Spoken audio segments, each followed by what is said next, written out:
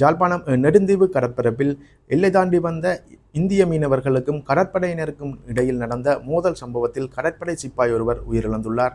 அவர் உயிரிழந்தமை அடுத்து அங்கு எல்லை தாண்டி வந்திருந்த 10 மீனவர்கள் கடற்படையினரால் கைது செய்யப்பட்டுள்ளதுடன் அவர்கள் பயணித்த இழுவைமடி படகினையும் கடற்படையினர் கைப்பற்றி தற்பொழுது அதை காங்கேசந்துறை கடற்படை முகாமுக்கு எடுத்துச் சென்றுள்ளனர்.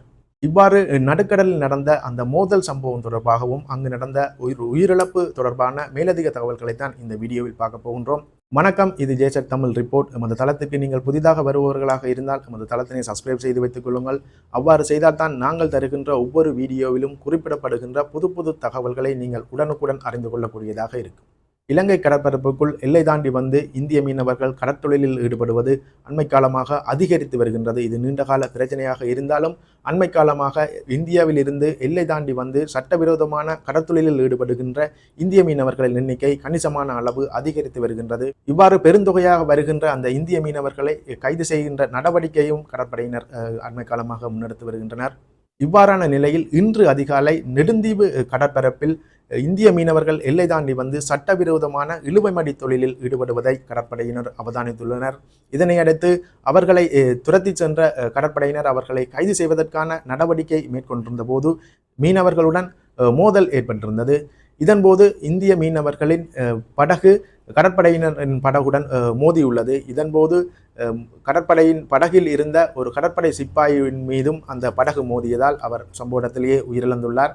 அவர் உயிரிழந்ததை அடுத்து தீவிரமாக அவர்களை கைது செய்யும் நடவடிக்கையில் ஈடுபட்டிருந்த கடற்படையினர் அந்த படகில் வந்த 10 இந்திய மீனவர்களை கைது செய்ததுடன் அவர்கள் பயணித்த படகினையும் கைப்பற்றியுள்ளனர். இதன் பின்னர் உயிரிழந்த கடற்படை சிப்பாயின் சடலத்தினை மீட்டு கைது செய்யப்பட்டவர்களையும் அவர்கள் பயணித்த அந்த படகினையும் கைப்பற்றி அவர்கள் காங்கேசந்துறை கடற்படை முகாமிற்கு எடுத்துச் சென்றுள்ளனர். இந்த சம்பவத்தில் உயிரிழந்தவர் குருநாகர் மாவட்டத்தைச் சேர்ந்த ரட்நாயகா என்கின்ற இலங்கை கடற்படை சிப்பாய் என்று அடையாளம் காணப்பட்டுள்ளார். அவருடைய சடலம் காங்கேசந்துறை கடற்படை முகாமில் இருந்து பிரேத பரிசோதனைக்காக யாழ்ப்பாணம் போதனா வைத்தியசாலையின் பிரேத அறையில் தற்பொழுது வைக்கப்பட்டுள்ளது. அவருடைய சடலத்தின் மீதான பிரேத பரிசோதனை மேற்கொள்ளப்பட்ட பின்னர் தான் அவருடைய உயிரிழப்பிற்கான உண்மையான காரணம் வெளிவரும் என்று தெரிய வருகின்றது. இந்நிலையில் அந்த சம்பவத்தின் போது கைது செய்யப்பட்ட 10 இந்திய மீனவர்களும் இந்தியாவின் தமிழகம் நாகை மாவட்டத்தை சேர்ந்தவர்கள் என்றும் அவர்கள் அங்கிருந்து நேற்று முன்தினம் கடற்தொழிலுக்காக சென்று இருந்த நிலையில் இன்று நெடுந்தீவு பகுதியில் வைத்து இந்த சம்பவத்தின் ஊடாக அவர்கள் கைது செய்யப்பட்டுள்ளதாக இந்திய தரப்பில் இருந்து தகவல்கள் வெளியாகியுள்ளன. இருப்பினும் இந்த கைது சம்பந்தமாக இந்தியத்தினை தளமாக கொண்டு இயங்குகின்ற இணையதளங்கள் வெளியிட்டுள்ள செய்திகளில் நாகை மீனவர்கள் 10 பேர் இலங்கை கடற்படையினரால் கைது செய்யப்பட்டுள்ளனர் என்ற தனித்தகவல் மட்டும்தான் வெளியாகியுள்ளது. அந்த செய்திகளில் இலங்கை கடற்படை சிப்பாய் ஒருவர் உயிரிழந்த சம்பவமே அங்கு பதிவிடப்படவில்லை. இந்த சம்பவம் தொடர்பாக தற்பொழுது இலங்கை கடற்படையினரும் யாழ்ப்பாணம் போலீசாரும் தீவிர விசாரணைகளை மேற்கொண்டு வருகின்றனர். கைது செய்யப்பட்டவர்கள் தொடர்ந்து கடற்படை முகாமில் தடுத்து வைக்கப்பட்டுள்ளனர். அவர்களை சந்திப்பதற்காக அல்லது அவர்கள் மீதான வழக்கினை தொடர்வதற்காக கடற்தொழில் நீதிவள திணைக்கள அதிகாரிகள் அங்கு சென்றுள்ளனர். இவ்வாறு கைது செய்யப்பட்டவர்களை பார்வையிடுவதற்கான முயற்சியில் யாழ்ப்பாணத்தில் உள்ள இந்திய தூதரக அதிகாரிகள் தற்பொழுது முனைந்துள்ளனர்.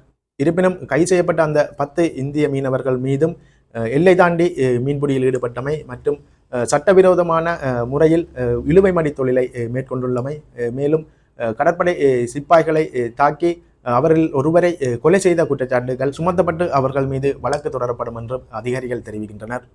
அண்மை காலமாக யாழ்ப்பாணத்தில் உள்ள நெடுந்தீவு உள்ளிட்ட தீவக பகுதிகளை ஆக்கிரமித்து இந்திய மீனவர்கள் அதிகளவானவர்கள் வருகை தந்து சட்டவிரோத தொழிலில் ஈடுபடுவதாக அப்பகுதி மீனவர்கள் குற்றம் சுமத்தியுள்ளனர்.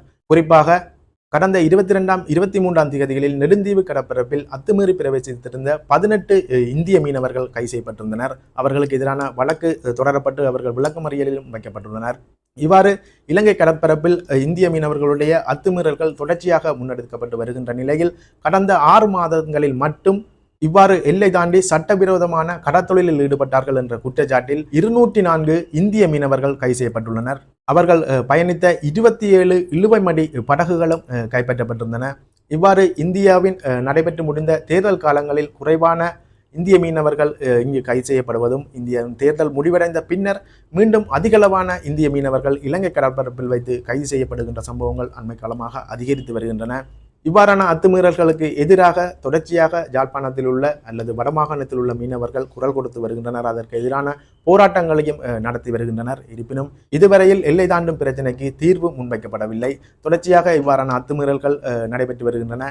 இங்கு நடைபெறுகின்ற கைது சம்பவங்களை சட்டவிரோதமான கைது சம்பவங்களாக காண்பித்து இந்தியாவில் மீனவர்கள் போராட்டங்களை நடத்தி வருகின்றனர். குறிப்பாக அண்மையில் கூட நாகை மாவட்டத்தினை சேர்ந்த மீனவர்கள் தொழிலுக்கு செல்லாமல் புறக்கணிப்பு போராட்டம் ஒன்றினை மேற்கொண்டிருந்தனர். இந்திய ஊடகங்களில் வெளிவருகின்ற செய்திகளை வைத்து பார்க்கும்போது இங்கு கைது செய்யப்படுகின்ற, அதாவது இலங்கையில் கைது செய்யப்படுகின்ற மீனவர்கள் இலங்கை கடற்படையினரால் சட்டவிரோதமாக கைது செய்யப்படுகின்றார்கள் என்றும் இலங்கையில் உள்ள கடற்கொள்ளையர்களால் அவர்கள் தாக்கப்படுகின்றார்கள் என்ற ஒரு செய்தியும் அங்கு பரப்பிவிடப்படுகின்றது.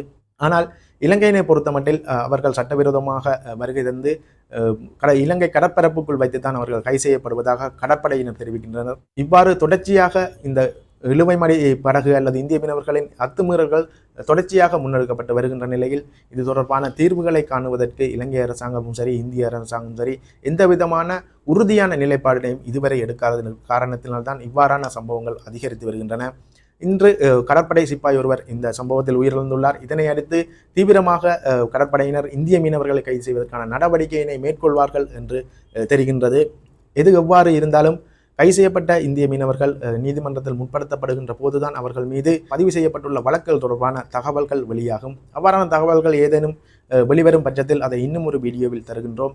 இதுபோன்ற இன்னும் ஒரு வீடியோவில் உங்களை சந்திக்கின்றேன். நன்றி, வணக்கம்.